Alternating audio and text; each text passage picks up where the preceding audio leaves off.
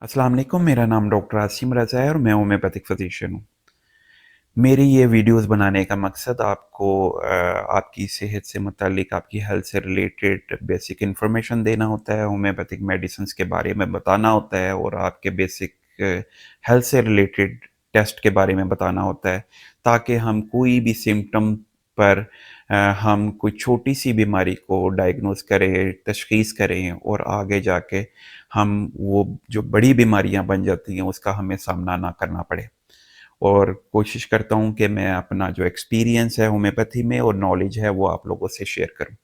आज जिस टॉपिक में मैं बात करना चाह रहा हूँ वो हमारी सोसाइटी में एक बढ़ती हुई बीमारी एंग्ज़ायटी है।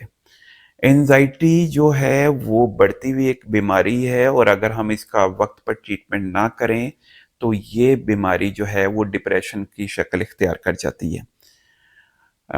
एंग्ज़ायटी की जो बेसिक वजूहात हैं उनमें 3 बड़ी वजूहात हैं।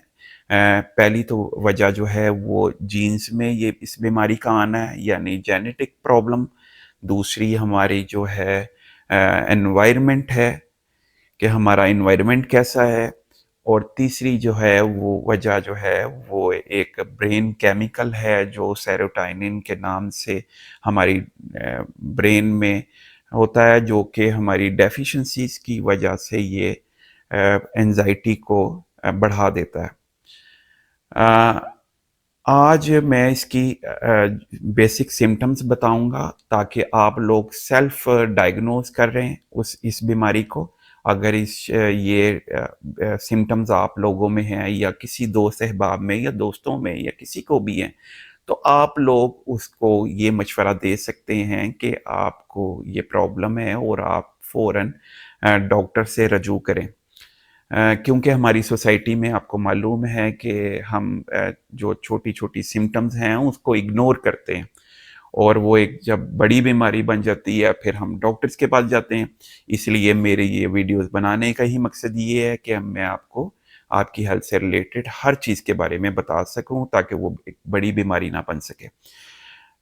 एंग्ज़ायटी की जो अलामत होंगी वो कुछ पैनिक अटैक्स होंगे, घबराहट, खौफ और नेगेटिविटी यानी कि कुछ हो जाएगा मुझे। सबसे जो बड़ी अलामत है वो आपका पेशेंट कहेगा मुझे कुछ हो जाएगा। यानी उसको मौत का खौफ, घबराहट, बेचैनी और हर छोटी-छोटी बातों पर उसको वरीज़ होंगी, यानी मनफ़ी ख़यालात आएँगे। हर बात को वो नेगेटिविटी की तरफ आपको बात कर लेकर जाएगा।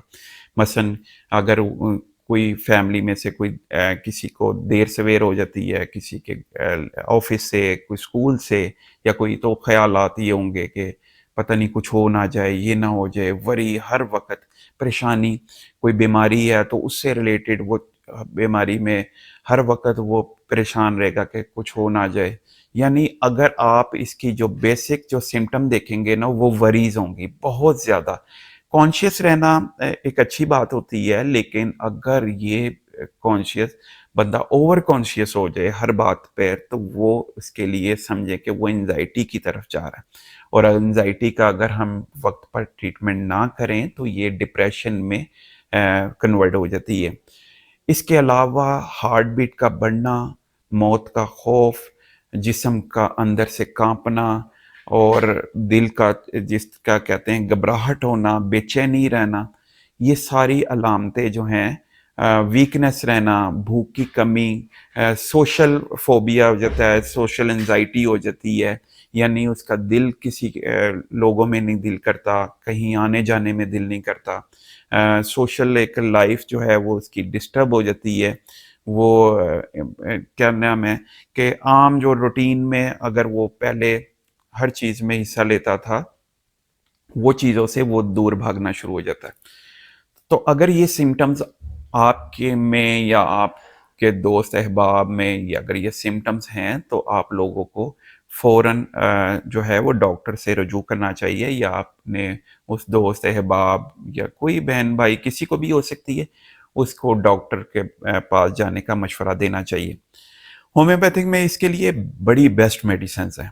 اور میں نے اپنے کلینک پر بہت سارے جو پیشنٹس ہیں انزائٹی کے وہ ٹھیک کیے ہیں، اور الحمدللہ کوئی ایسی ایڈکٹ کرنے والی کوئی میڈیسن ہومیوپیتھک میں یا ٹرنکلائزر میڈیسنز نہیں ہوتی، کیونکہ آپ کو پتہ ہے کہ ہومیوپیتھک جو میڈیسنز ہیں وہ نیچرل بیسس پر جو بنتی ہیں، اور اس کا کسی قسم کا کوئی سائیڈ ایفیکٹ نہیں ہوتا. اس لیے میرا مشورہ ہوگا کہ ہومیوپیتھک سے اس کا ٹریٹمنٹ کریں. اور سب سے بڑی جو اس کی جو ہومیوپیتھک کی میڈیسنز ہیں انزائٹی کی، وہ ایکونائٹ ہے.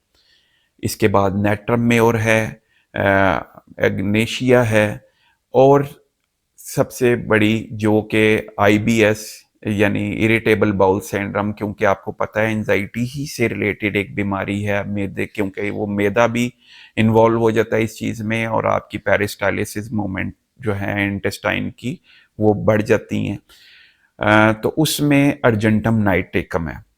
لیکن یہ دوائیوں کا بتانے کا مقصد ہرگز یہ نہیں ہے کہ آپ لوگ سیلف میڈیکیشن کرنا شروع کر دیں. آپ اپنے سٹی میں جو بھی ایکسپیرینس ہومیوپیتھک ڈاکٹر ہیں ان کے پاس جا کے اپنی سمٹمز بتائیں، وہ آپ کو میڈیسن دیں گے، اور انشاءاللہ تعالی یہ بیسک ہی سٹیج پر اس کا ٹریٹمنٹ ہو جائے گا اور آپ لوگ بالکل ٹھیک ہو جائیں گے. بعض لوگوں کو اپنی بیماری کے بارے میں بالکل نہیں علم ہوتا، وہ سمجھ رہے ہوتے ہیں کہ مجھے پتہ نہیں کوئی دل کی بیماری ہے، کوئی سمجھ رہا ہوتا ہے مجھے کچھ، کیونکہ سیلف کریشنز بہت ہوتی ہیں اس میں، اور وہ خود سے اپنی بیماریوں کو ڈائگنوز کر رہا ہوتا ہے، اور وہ دوسروں کو نہیں بتا رہا ہوتا کہ مجھے یہ ہو رہا ہوتا ہے. لیکن خود جو ہے وہ اندر اندر سے وہ ایسا سمجھتا ہے کہ مجھے پتہ نہیں بہت بڑی کوئی بیماری ہو گئی ہے، اور اس میں پھر وہ دوسری سمٹم ڈپریشن میں بھی یہ کنورٹ ہو جاتی ہیں سمٹم.